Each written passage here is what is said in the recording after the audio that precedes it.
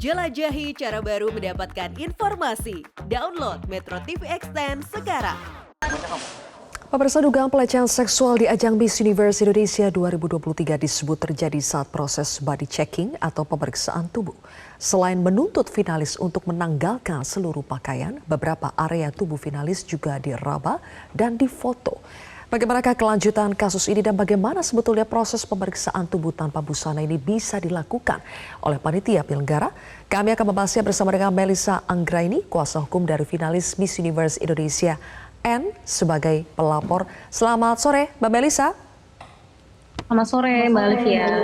Baik, Mbak Melissa, jadi setelah kemarin melaporkan kasus ini, sudah adakah tindak lanjut dari pihak kepolisian, misalnya mengambil keterangan dari pelapor? Iya benar, persis tadi siang ya kami dihubungi dari Polda Metro Jaya di Subdit Renata menyampaikan bahwa kami sudah bisa untuk membawa saksi korban untuk dimintakan keterangannya. Tetapi dari beberapa korban ini kan tidak semuanya ada di Jakarta, sehingga kami lagi mengatur untuk kapan semuanya bisa bersama-sama untuk memberikan keterangan di kepolisian. Oke, baik. Jadi baru N ya yang memberikan keterangan di kepolisian? Iya, sejauh ini tetapi sebenarnya itu dalam proses pelaporan belum memberikan keterangan yang sangat mendetail, hanya gambaran umum, nanti akan dimintakan lagi keterangannya, seperti itu. Baik, oke. Mbak Melissa, sebetulnya yang menjadi terlapor itu hanya PT Kapela saja atau secara spesifik ada nama-nama yang disebutkan dalam laporan? Ada nama-namanya, Mbak Livia. Kami melihat orang-orang yang bisa dimintakan pertanggungjawaban dalam perusahaan ini. Yang pasti adalah orang yang berada di dalam lokasi dan melakukan perbuatan ini kepada seluruh kontestan finalis Miss Universe, yaitu COO-nya ya. Ini kita sudah laporkan, kemudian direkturnya juga pasti kita laporkan, dan mungkin kita tidak bisa sampaikan ke semuanya ya, biar berjalan dulu proses hukum ini.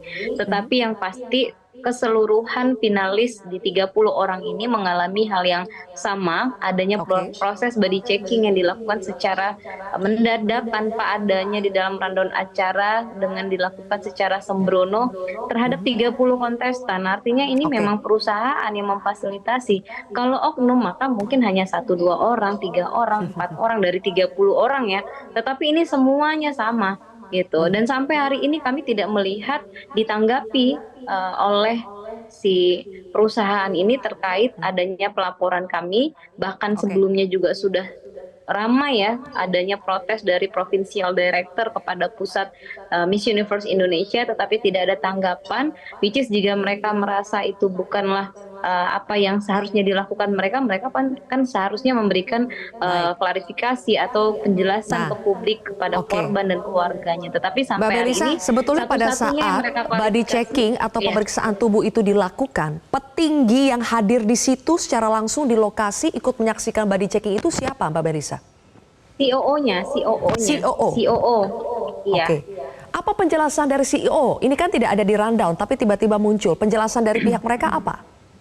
Alasannya? Ya, disampaikan kepada peserta pada saat itu, ketika sudah kisruh ya, kemudian 1-2 jam kemudian akhirnya yang peserta ini dikumpulkan. Mungkin dari 30 peserta ini, dari informasi yang kami peroleh tidak semuanya yang difoto. Hanya 5 dari informasi yang kami dengar, tetapi belum pengembangan ya dari penyidik. Itu dikumpulkan dan diterangkan bahwa diambillah foto, dilakukanlah body checking itu untuk melihat adakah luka, adakah tato, adakah selulit. Dan itu dilakukan lucunya lagi 2 hari menjelang grand final. Itu untuk apa? Gitu. Itu yang kita sampaikan juga kepada pihak kepolisian. Oke. Untuk melihat apakah ada bagian tubuh yang memiliki luka, tato dan sebagainya. Tapi dari 30 kenapa hanya 5 Mbak yang difoto? Berarti kan ada perlakuan yang berbeda. Iya, jadi seperti dilakukan tanpa prosedur, random sekali, semau-maunya, dan pose-posenya juga beda-beda. Ada yang disuruh angkat kaki, ada yang disuruh mohon maaf nungging gitu ya. Ini tuh untuk apa? Toh di dalam proses Miss Universe Indonesia, tidak semuanya juga mereka ini mengikuti Miss Universe di dunia. Buktinya di Indonesia tidak dilakukan yang pakai baju renang, dan para peserta ini bertanda tangan bahwa akan dilakukan sesuai dengan norma dan hukum yang berlaku di Indonesia. Ternyata dilakukan sesembrono ini oleh pelaksana. Sembrono dalam arti selain memang tidak ada di rundown ya, apakah ide untuk melakukan body checking tanpa busana itu tiba-tiba datang dari CEO-nya atau bagaimana Mbak? Apakah mereka menjelaskan alur sampai muncul ide itu seperti apa? Tentu tidak ada penjelasan secara komprehensif terkait itu ya, bahwa ini adalah ide dari perusahaan karena keseluruhan peserta dilakukan hal yang sama, maka kami menganggap perusahaan ini layak diminta pertanggungjawaban kepada orang-orang yang bertanggung jawab juga. Tetapi yang kami lihat adalah proses body checking yang seharusnya tidak perlu dilakukan. Mereka segitu rasanya untuk sekedar memberitahu kan juga bukannya hal yang sulit. Tetapi sampai sesaat sebelum dilakukan ya body checking, anak-anak tidak tahu, tidak diberitahu bahwa akan dilakukan body checking. Mereka taunya akan fitting, begitu. Taunya akan tidak fitting. Ada keterbukaan. Iya, mereka taunya akan fitting. Berarti sampai kayak seperti mungkin ada dokumen pemberitahuan atau pemberitahuan sejak awal, itu tidak ada sama sekali ya? Kontrak pun tidak ada ya? Sama sekali tidak ada. Sudah kami cek bahwa apalagi melihat organ vital kita sebagai perempuan itu kan bukan hal yang mudah ya, bukan hal yang bisa dilakukan secara sembrono seperti itu. Harus ada konsen terlebih dahulu gitu. Apakah berkenan, seperti apa, ruangannya harus private. Sementara dari keterangan si korban, mereka kadang-kadang ada juga yang sekaligus 2 orang periksanya, jadi nggak private sama sekali, dan laki-laki yang ada di sana kadang keluar masuk begitu keterangannya. Oke, yang memeriksa bagian tubuh itu siapa saja pihak-pihak yang ada di sana? Apakah ada pemeriksa yang spesifik atau hanya fotografer biasa, Mbak? Jadi diambil oleh CEO-nya ini, dia yang memeriksa, dia yang memerintahkan, dia yang membentak kalau misalnya dari peserta bilang malu atau nggak nyaman, dia yang ngebentak sambil dia yang foto juga gitu, si CEO-nya itu. Ada satu lagi perempuan yang dia hanya mencatat-catat, lebih lanjut kami cek dia bukan dari si perusahaan itu tapi dari Manohara Beauty kalau saya tidak salah ya gitu. Nanti ini akan dilakukan proses lebih jauh pada saat proses penyidikan nanti di Polda, secara lebih detail mungkin nanti kita akan tahu setelah dilakukannya ini. Oke, tadi Mbak Melisa mengatakan ada kisruh sehingga akhirnya para kontestan ini dikumpulkan ya. Kisruhnya waktu itu seperti apa? Apakah sudah masif sebetulnya protes-protes yang dilakukan oleh kontestan saat pemotretan atau pemeriksaan tubuh itu dilakukan? Ya, jadi pada saat kontestan ini dilakukan body checking itu sebenarnya posisi mereka kan sudah diserahkan ke pusat, di mana sebelumnya mereka ini berada di bawah naungan Miss Universe yang di daerah. Miss Universe Bali ya, Miss Universe Jawa Barat misalnya seperti itu, dan mereka ini ketika sudah masuk ke final maka sudah diserahkanlah ke pusat. Tetapi pada saat dilakukan body checking mereka sama sekali tidak memahami akan dilakukan body checking seperti itu, Mbak. Oke, jadi kisruhnya yang Mbak Melisa maksud itu sudah ada protes-protes dari kontestan pada saat itu juga? Maksud saya begini, kisruh itu begitu dilakukan body checking, akhirnya mereka ini mengadu kepada provincial director, lalu provincial director komplain kepada pusat, sehingga oleh yang si oknum yang melakukan tadi body checking dikumpulkanlah anak-anak, terutama anak-anak yang dilakukan pengambilan foto gitu. Oke. Salah satu bukti yang katanya diserahkan pelapor itu video ya Mbak. Apakah itu video yang dimaksud adalah video saat proses body checking dilakukan? Bukan. Nah itu kami minta pengembangan oleh penyidik karena menurut keterangan mereka itu menghapus di hadapan 5 orang yang dikumpulkan tadi. Lihat ya, kami sudah hapus ya. Ini lihat ya, kami sudah tidak ada lagi. Tetapi kita kan juga bukan anak kecil, bukan orang kemarin sore yang memahami bahwa foto dalam waktu 1-2 jam itu sudah bisa beredar kemana aja. Maka pihak berwenang lah yang bisa memastikan foto itu sudah beredar kemana.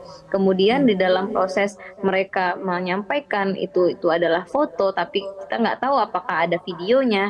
Itu juga biarkanlah pihak berwenang nanti yang mencari tahu. Oke. Mbak Melisa, sejauh yang Anda dan juga klien Anda ketahui, klien Anda kan juga katanya pernah mengikuti beberapa ajang serupa ya. Apakah prosedur body checking tanpa busana ini pernah berlangsung, dilakukan juga di ajang sebelumnya? Iya, seperti yang disampaikan oleh Ratih. Ratih ini sudah beberapa kali mengikuti ajang kecantikan. Dia tidak pernah sama sekali mengalami hal yang seperti ini, begitu. Jadi dia juga aneh kok bisa ada body checking seperti ini. Saya juga tanya ke Kak Rio Motret yang dia 20 tahun berada di bidang kecantikan, kompetensi kecantikan seperti ini juga belum pernah ada kisruh dilakukan body checking yang seperti itu. Oke, saya ingin tanya juga terkait dengan kehadiran Rio. Memang di dalam kecantikan ya. Oke, dilanjutkan dulu Ya. Mbak Melisa. Ya, di dalam ajang. Ya, di dalam ajang kecantikan itu kadang-kadang common juga ya dengan yang namanya body checking, tetapi tentu dengan concern, tentu dengan private place gitu ya, dan dengan SOP yang jelas begitu. Oke, ada Rio Motret ya sebagai mantan visual director Miss Universe Indonesia yang juga ikut dalam konvers Anda kemarin. Di situ apakah Rio juga berbagi soal peran dia sebagai visual director itu seperti apa? Karena kan sempat ada kecurigaan juga ke Rio karena ada bahasa pemotretan dikiranya fotografer yang ada di situ juga mungkin adalah bagian dari anak buahnya Rio. Tapi apakah tidak ada tanggung jawab sebagai visual director juga yang menyertakan prosedur body checking? Iya, kami mengetahui 2 hari setelah di tanggal 7 itu ya, 2 hari ada 4 orang petinggi Miss Universe Indonesia yang keluar dari sana. Kami tidak tahu ada apa, tetapi terkait dengan Rio Motret karena namanya Motret dihubung-hubungkan bahwa dialah yang mengambil potret. Kami sampaikan tidak, karena kami sudah mendengar berbagai keterangan dari para korban. Diambil foto itu melalui foto pribadi dan tidak ada Rio Motret pada saat itu.